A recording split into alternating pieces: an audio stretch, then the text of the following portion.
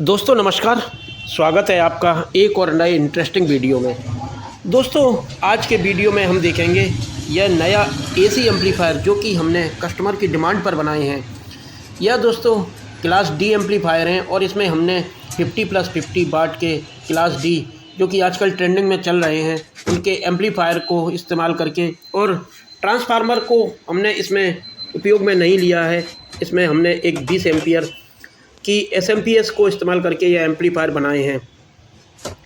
तो दोस्तों बिना कुछ देरी किए हम वीडियो शुरू करते हैं, और आज के वीडियो में हम कंप्लीट इनको बनाने का प्रोसेस बताएंगे और कुछ टिप्स एंड ट्रिक्स भी बताएंगे आपको इस एम्पलीफायर को बनाने की।